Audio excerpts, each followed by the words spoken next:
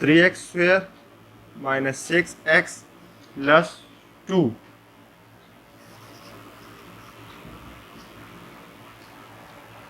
अच्छा, is equal to 0। इसका standard form क्या है हमारे पास क्वाड्रेटिक फॉर्मूला का? वो ये है ax² minus bx plus c is equal to 0। First हम इससे a, b एंड c की वैल्यूज निकालेंगे। a की वैल्यू यहाँ पे क्या है? a is equal to 3, b is equal to minus 6 and c is equal to 2। अच्छा, क्वाड्रेटिक फार्मूला हमारे पास क्या है? x is equal to minus B plus minus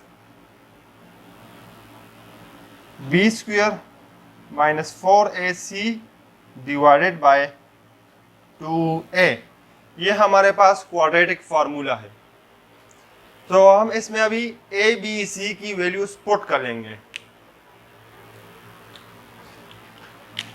By putting values, x is equal to minus into minus 6 plus minus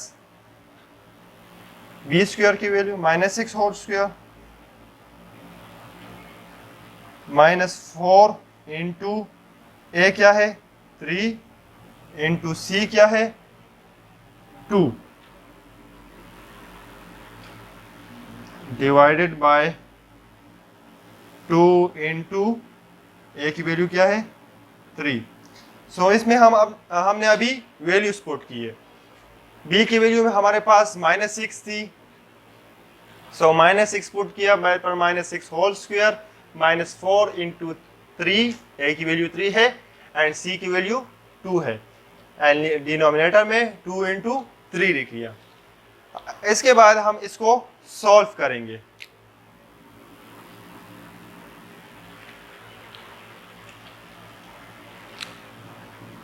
x is equal to minus into minus 6 minus into minus 6 plus 6 plus minus. अभी under root को solve करेंगे। Plus minus under root में क्या है minus 6 whole square 36 बन जाएगा minus 4 3s are 12 12 2s are 24 divided by 2 3s are 6। क्या बन जाएगा x is equal to 6 plus minus 12 divided by 6। अब हम देखते हैं कि 4 को हम ऐसे दो नंबर में स्प्लिट कर सकते हैं कि एक कंप्लीट स्क्वायर हो। तो हम अगर 4 को 12 को ऐसे दो नंबर में करेंगे कि एक कंप्लीट स्क्वायर हो, तो 6 प्लस माइनस अगर हम 12 की जगह 4 इंटू 3 लिख ले डिवाइडेड बाय 6, तो यहाँ पे 4 कंप्लीट स्क्वायर है, तो इससे हमारे पास बन जाएगा x is equal to 6 plus minus under root 4 multiply by under root 3 under root 4 multiply by under root 3 divided by। इसके बाद हम यहाँ पे लिखेंगे क्या x is equal to 6 plus minus 2 under root 3 divided by 6 under root 4 is equal to 2। ये किस तरह बन जाएगा under root 4 is equal to 2 square under root cut जाएगा, तो क्या रहता है 2 under 4 is equal to 2। x is equal to, अब इन दोनों में से मैं 2 कॉमन ले लूंगा, 2 3 प्लस माइनस अंडर रूट 3 रह जाएगा divided by 6। So x is equal to 2 1s are 2 3s are.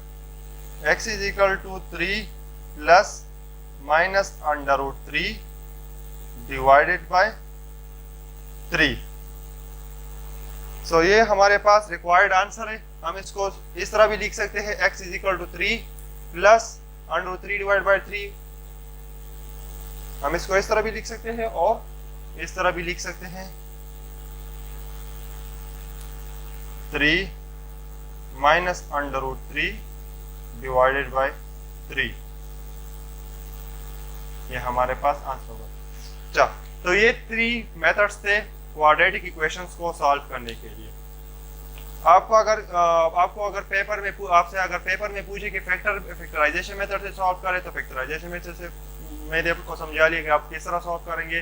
Complete square method पूछे तो वो भी समझा दिया कि कंप्लीट स्क्वायर मेथड से आप किस तरह सॉल्व करेंगे.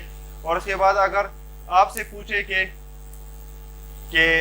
क्वाड्रेटिक फार्मूला से सॉल्व करें तो क्वाड्रेटिक फार्मूला भी समझा दिया मैंने कि क्वाड्रेटिक फार्मूला से आप क्वाड्रेटिक इक्वेशंस को किस तरह सॉल्व कर सकते हैं.